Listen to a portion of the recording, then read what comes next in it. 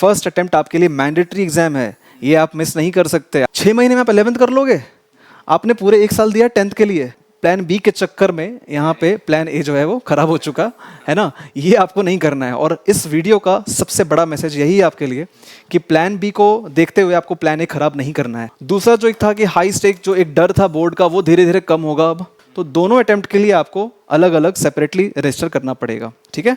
मतलब first attempt के लिए भी रजिस्टर करना पड़ेगा और सेकंड अटेम्प्ट आप देना चाह रहे हो तो उसके लिए भी आपको रजिस्टर करना पड़ेगा। और देखो, इसका सबसे ज़्यादा फायदा मिलने वाला है स्पेशल कैटेगरी वाले बच्चों को, जिसमें से कौन कौन से कैटेगरी मैं आपको बता देता हूँ। इसका पूरा नोटिफिकेशन आप पढ़ सकते हो, है ना, उसका लिंक हम लोग दे देंगे। मतलब इन्होंने हटाया है हाई स्टेक को हटाने के लिए और पहला एग्जाम डाल दिया है मैथ्स का।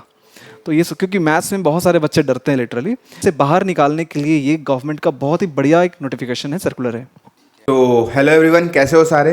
तो यार बहुत सारे बच्चों के लिए ये बहुत बड़ी खुशखबरी वाला न्यूज़ होगा और बहुत सारे बच्चे जो है इससे डिमोटिवेट भी फील कर रहे हैं कि यार ऐसा क्यों हुआ। ठीक है, 2 टाइप के स्टूडेंट हैं यहाँ पे सर। एक तो बहुत ज़्यादा खुश हो रहे हैं कि यार चलो पहला एग्जाम खराब गया तो हम दूसरा दे सकते हैं, क्योंकि CBSE ने 2 एग्ज़ाम का क्राइटेरिया लेकर के आए। मैं तो बहुत कन्फ्यूज़ हूँ, मुझे समझ नहीं आया, मैंने पूरा पढ़ा। आई एम श्योर बहुत सारे बच्चे कन्फ्यूज़ होंगे यहाँ पे, जो देख रहे होंगे ना, काफ़ी ज़्यादा बच्चे कन्फ्यूज़ होंगे। उनको बस इतना पता है कि 2 बार एग्ज़ाम है तो 2 बार हम दे सकते हैं, दोनों बार दे सकते हैं। तो उसमें क्या क्या टर्म्स एंड कंडीशन है वो सब आज हम लोग जान रहे होंगे। क्या क्या प्रॉब्लम है, कौन कौन से बच्चे इसे दे सकते हैं, सब चीज़ पूरा डिटेल में हम लोग जान रहे होंगे। तो चैनल में नए हो तो सबसे पहले आप काम ये करना, चैनल को सब्सक्राइब कर लेना, क्योंकि जो हम लोग कंटेंट ला करके दे रहे ना वो आपको कहीं नहीं मिलेगा। तो चैनल को सब्सक्राइब कर लेना, अपने और भी बच्चों के साथ, अपने फ्रेंड्स के साथ ज़रूर शेयर करना। सो चलिए सर बताइए, टर्म्स क्या है, कंडीशन क्या है। ठीक है, तो पहले देखो स्टार्ट करते हैं। ये जो हेडिंग है काफ़ी अट्रैक्टिव है, नहीं, 2 अटेम्प्ट्स, है ना। लेकिन ये आई है डिस्क्लेमर के साथ, कुछ टर्म्स एंड कंडीशन के साथ। तो डिस्कस करते हैं। सबसे पहले जो सर्कुलर हमारा आया वो आया 25 मई को, है ना। ये सर्कुलर आया है और अब हम लोग इस वीडियो को क्यों भी बना रहे हैं, क्योंकि अभी डेट शीट लॉन्च हुई है, अभी आपकी डेट शीट आ गई है। तो अब बच्चे थोड़ा सीरियसली लेना स्टार्ट करेंगे, ठीक है। इसलिए हम लोग अभी से स्टार्ट कर रहे हैं, ठीक है। सो बेसिकली आया है 25 मई को, है ना। मतलब आज से करीबन अगर हम लोग देख ले तो मई मंथ में आया है, मतलब 3-4 महीने पहले आया है ना। और इसमें मैं आपको बता दूं, पूरे आपको नोटिफिकेशन पढ़ने की ज़रूरत नहीं है। हम लोग ने इसको इन शॉर्ट यहाँ पे जो इंपॉर्टेंट टर्म्स है वो लिख दिए हैं।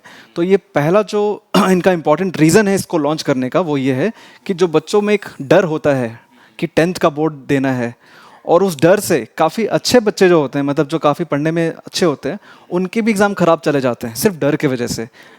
कभी वो पैनिक कर जाएंगे, कभी कभी ब्लैकआउट हो जाते हैं बच्चे स्कूल जब वो एग्ज़ाम देते हैं तब। काफ़ी सारे पेरेंट्स का ये कंप्लेन आता है और काफ़ी सारे ये मतलब एक फीडबैक भी आया है बच्चों का कि सर हम लोग तो बिल्कुल भी समझ में नहीं आ रहा था, एग्ज़ाम हॉल में इतना पैनिक कर गए थे। तो उस पैनिक सिचुएशन से बाहर निकालने के लिए ये गवर्नमेंट का बहुत ही बढ़िया एक नोटिफिकेशन है, सर्कुलर है। हाई स्टेक्स जो बना के रखे ना हमने, 10th बोर्ड, तो उनसे बचने के लिए ये चीज़ है, ठीक है। दूसरा है कि जो प्रेशर बच्चे झेल रहे हैं, है ना, और काफ़ी प्रेशराइज, चाहे वो पेरेंट्स की वजह से हो, चाहे वो टीचर्स की वजह से हो, चाहे उनका कुछ पर्सनल रीज़न हो, और जिस भी प्रेशर की वजह से बच्चे थोड़ा ख़राब परफॉर्म कर रहे हैं, तो प्रेशर रिलीज़ करने के लिए उन्होंने इम्प्रूवमेंट का मौका दिया है, ठीक है। तो ये इम्प्रूवमेंट की बातें हम लोग करेंगे यहाँ पर कि किस तरह से बच्चे अपने स्कोर को इम्प्रूव कर सकते हैं। और आपको एक चीज़ मैं पहले क्लियर कर दे रहा हूँ कि आपको ज़्यादा डिपेंडेंट नहीं होना है सेकंड अटेम्प्ट पे। आपको अपनी प्रिपरेशन जो है वो फर्स्ट अटेम्प्ट के लिए अच्छी से रखनी है। हाँ, और फर्स्ट अटेम्प्ट के लिए इसलिए भी रखनी है ना, क्योंकि आपको ऐसा नहीं है 2 अटेम्प्ट है तो बिना पढ़े आप लोग पास कर जाओगे दोनों अटेम्प्ट। अगर आप नहीं पढ़ोगे तो 2 क्या आप 50 भी दे दो तो भी पास नहीं कर पाओगे। तो पढ़ना तो आपको पड़ेगा ही।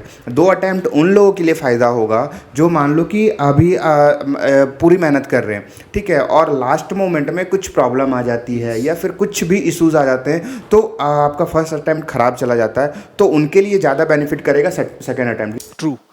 तो इसमें सबसे इंपॉर्टेंट जो कंडीशन है, जो क्राइटेरिया, वो है कि आपको पहला एग्जाम जो देना है वो मैंडेटरी है ना। फर्स्ट अटेम्प्ट आपके लिए मैंडेटरी एग्जाम है, ये आप मिस नहीं कर सकते। आप ये नहीं बोल सकते कि हम लोग एक काम करते हैं, हमारे पास 2 अटेम्प्ट है तो हम लोग सेकंड वाला दे देते हैं।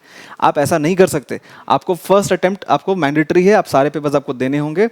इनफैक्ट 3 सब्जेक्ट का रूल है कि अगर आपको इम्प्रूवमेंट करना भी है तो आपको मैक्सिमम 3 सब्जेक्ट में दिया जाएगा मौका।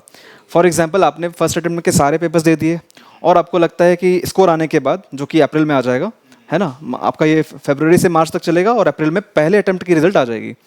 तो आपको अगर लगा कि नहीं मेरे कुछ सब्जेक्ट्स खराब चले गए किसी इमरजेंसी रीज़न की वजह से और आप उसको दोबारा देना चाह रहे हो, तो आपको 3 सब्जेक्ट का ऑफर मिलेगा। सारे सब्जेक्ट्स में आप नहीं दे सकते, है ना, बस 3 सब्जेक्ट आपको मिलेंगे out of math, science, languages and SST, है ना, क्योंकि ये 10th के लिए नोटिफिकेशन है।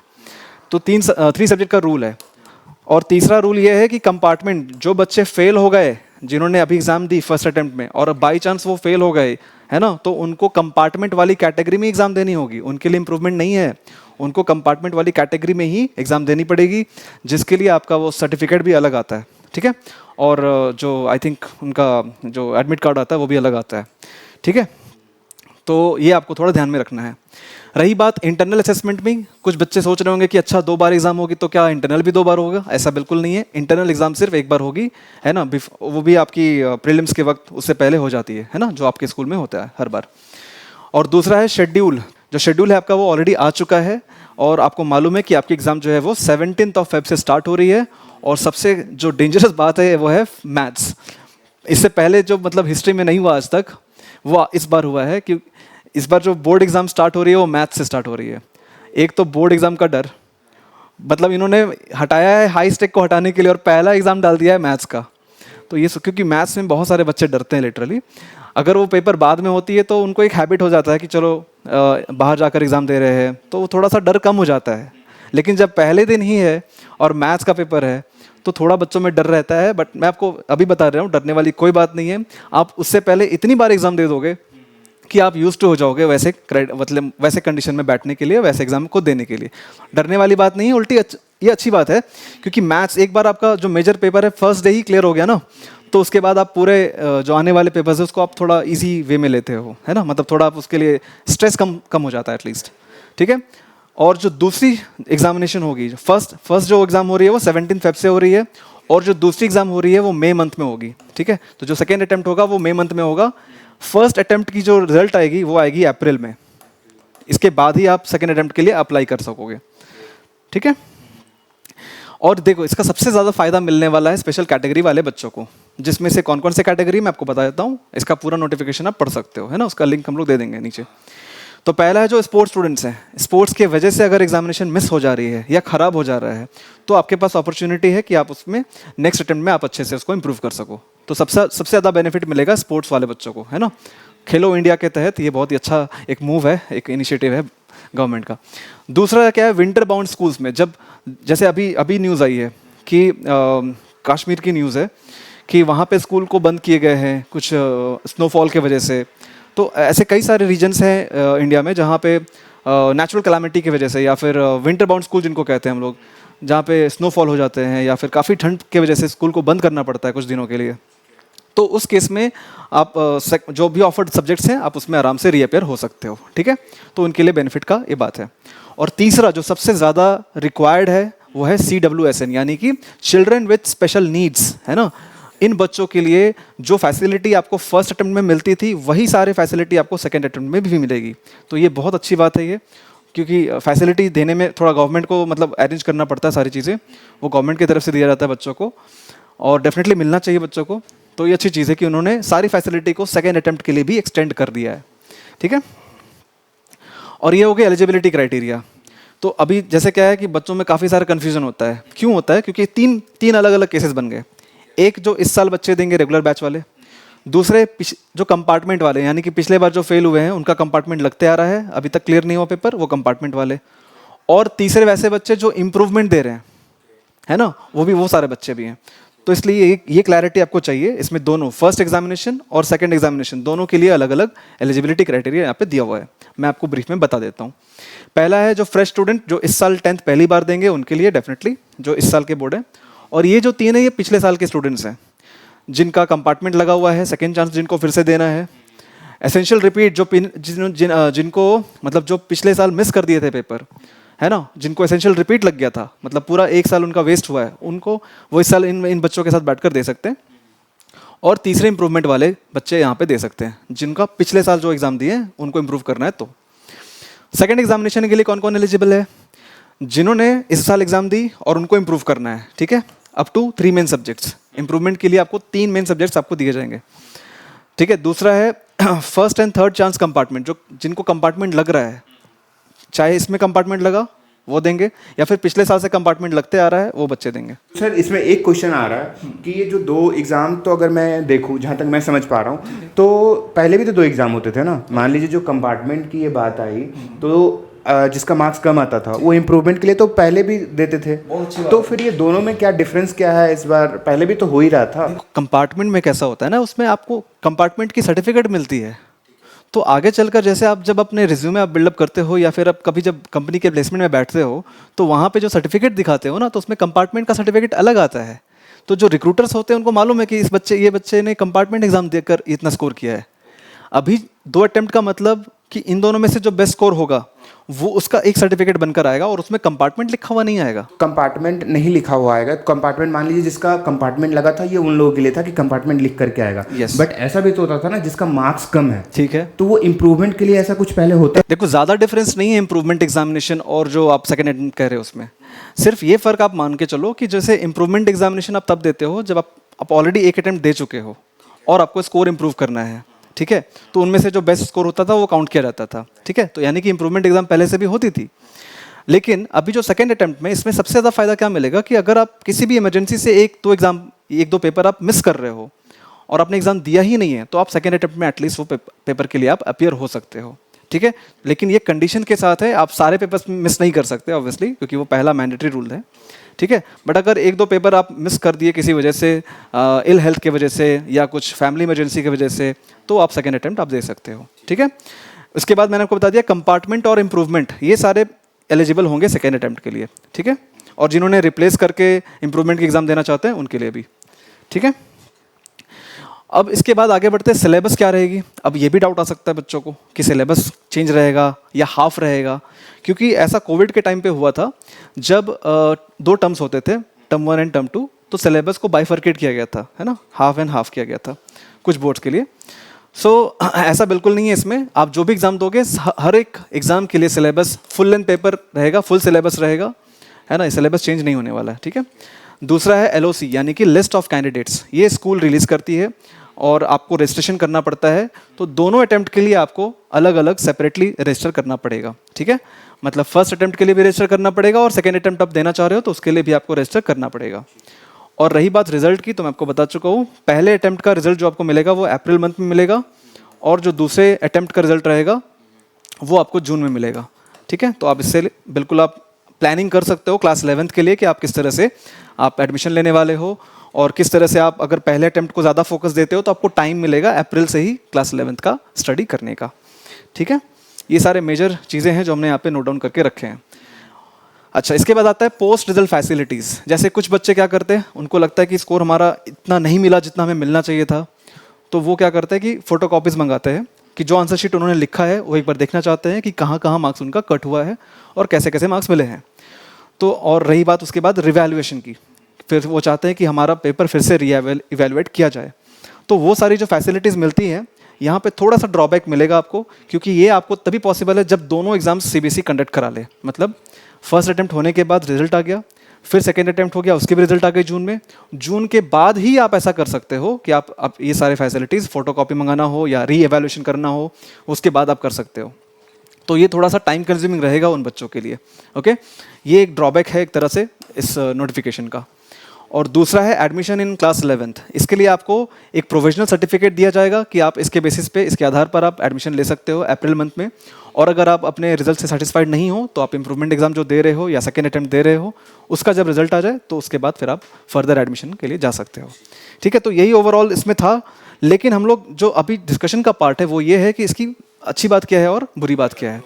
अभी तक जो हमने देखा वो हमने जस्ट एक आपको ब्रीफ कर दिया कि नोटिफिकेशन में क्या है, बट अब हम लोग देखेंगे कि फ़ायदा क्या है और नुकसान क्या है। तो ये एक्चुअल में एक बहुत अच्छी खबर है उन बच्चों के लिए जो कि स्पेशल कैटेगरी में आते हैं, क्योंकि उनकी स्पोर्ट्स एक्टिविटी के वजह से एग्ज़ाम डिस्टर्ब होना वो सही नहीं था। किसी इमरजेंसी की वजह से अगर बच्चे का एग्ज़ाम मिस हो जा रहा है, या तो हेल्थ इशू हो या फिर कोई इमरजेंसी हो, फैमिली में इमरजेंसी हो, या फिर कुछ ऐसा बड़ा अननेचुरल चीज़ें हो गई जिसकी वजह से आप पेपर नहीं दे पाए, तो उन बच्चों के लिए तो बहुत अच्छी चीज़ है ये।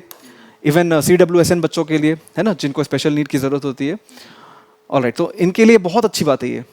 दूसरा जो एक था कि हाई स्टेक, जो एक डर था बोर्ड का, वो धीरे धीरे कम होगा अब, क्योंकि एक आपके पास जब एक चांस रहता है ना, आपको मालूम होता है कि जब मेरे पास एक चांस है तो आप पहले ऑलरेडी आपको मालूम है कि आपकी तैयारी कैसी है, आप पहला पेपर दे रहे हो और फिर उसके बाद आपको लग रहा है कि एक और मौका है, तो थोड़ा सा ये जो डर है ना वो आपका कम हो जाता है। तो हाई स्टेक वाला जो था कि बोर्ड एग्जाम है उससे डरना है, ये धीरे धीरे पैनिक सिचुएशन कम हो जाएगी बच्चों में और इम्प्रूवमेंट का चांस मिलेगा, है ना। इम्प्रूवमेंट की चांसेस आपको बढ़ जा रही है यहाँ पे। आप आराम से वैसे ज़्यादा टाइम मिलेगा नहीं आपको, लेकिन फिर भी एक मौका तो दिया जा रहा है, एटलीस्ट आपको मौका तो मिल रहा है। पहले तो ये भी नहीं मिलता था उन बच्चों को, है ना। तो ये एक अच्छी चीज़ है ये। और एडमिशन 11th में लेने के लिए आप इस बार अप्रैल से ही फ्री हो जाओगे। हर बार क्या होता था, मई में रिजल्ट आती थी तो बच्चे जून जुलाई में एडमिशन लेते थे। कई सारे स्कूल्स वगैरह पहले से स्टार्ट करते थे प्रीलिम के स्कोर पे बेस्ड, लेकिन जो मेजॉरिटी क्राउड है वो मई मंथ के बाद रिजल्ट आने के बाद एडमिशन लेती थी 11th में। तो जून से स्टार्ट करके और फिर फरवरी में एंड हो जाती थी 11th। तो 11th इतना ह्यूज सिलेबस है उसका, वो करने के लिए बच्चों को 7-8 महीने ही मिलते थे, है ना। लेकिन अब अप्रैल से ही आप 11th के लिए एडमिशन के लिए आप जा सकते हैं और थोड़ा पहले से प्रिपेयर करोगे तो आपका 11th अच्छा होगा और उसके साथ साथ आपका 12th भी इंप्रूव होगा, ठीक है। तो ये अच्छी खबर है इन 4 पॉइंट्स के लिए। लेकिन इसके कुछ कॉन्स भी हैं, इसके कुछ डिसएडवांटेजेस भी हैं। जैसा आप यहाँ पे देख रहे हो, प्लान बी के चक्कर में यहाँ पे प्लान ए जो है वो खराब हो चुका है ना। ये आपको नहीं करना है और इस वीडियो का सबसे बड़ा मैसेज यही है आपके लिए कि प्लान बी को देखते हुए आपको प्लान ए खराब नहीं करना है। आपका जो फोकस है वो प्लान ए पे होना चाहिए, यानी फर्स्ट अटेम्प्ट पे होना चाहिए। ये मेरा पर्सनल रिकमेंडेशन है सबके साथ। कुछ इमरजेंसी हो गई, कुछ जो आप अनवांटेड चीज़ें हो गई जो आप नहीं चाहते थे, जिसकी वजह से आपका एग्ज़ाम मिस हो गया या ख़राब चला गया, तो उस एक्सट्रीम सिचुएशन के लिए आपके पास प्लान बी होगा, जो कि 1 मंथ के बाद आपको फिर से एग्ज़ाम देना होगा। So always focus on plan A, not on plan B, है ना। इसको लेके नहीं चलना है हमें। और रीवैल्यूएशन आपको सिर्फ और सिर्फ तभी पॉसिबल है जब आप 2 अटेम्प्ट पूरा आप नहीं, मतलब ओवरऑल 2 अटेम्प्ट हो चुका है। ओवरऑल सीबीएसई ने कंडक्ट करा ली एग्जाम, फर्स्ट अटेम्प्ट की, दूसरी अटेम्प्ट भी करा ली, सबके रिजल्ट आ गए, उसके बाद ही रीवैल्यूएशन करा पाओगे। तो it will be A time taking process, जो कि आप सोच लो कि जून के बाद होगा। तो इससे मतलब बहुत ज़्यादा फायदा मिलेगा नहीं बच्चों को, क्योंकि बाद में कोई पूछता नहीं है ना। जब रिजल्ट आती तभी लोग आपसे पूछते हैं कि आपका रिजल्ट क्या आया, है ना। अब रीवैल्यूएशन के बाद 2 महीने बाद आपसे कोई नहीं पूछेगा कि कितना इंप्रूव हुआ, कोई नहीं पूछेगा। तो ये थोड़ा सा एक ड्रॉबैक है। और तीसरा है डिसरप्शन। अगर आप प्लान बी लेके चल रहे हो तो आपको 11th में भी देर होगी फिर, क्योंकि वो आएगा रिजल्ट जून में, और जब जून में रिजल्ट आएगा तो फिर आप जून जुलाई से लेकर अगस्त तक जाएंगे एडमिशन। तो अगस्त में एडमिशन लोगे तो आपके पास बचा सितंबर, अक्टूबर, नवंबर, दिसंबर, जनवरी, फरवरी, 6 महीने में आप नहीं, फरवरी मार्च तो काउंट ही मत करो, 12th स्टार्ट हो जाता है। 6 महीने में आप 11th कर लोगे। आपने पूरे 1 साल दिया 10th के लिए, इतनी सी सिलेबस के लिए, और जब सिलेबस बढ़ रहा है 11th में तो आप 6 महीने में कर लोगे, आपको लगता है।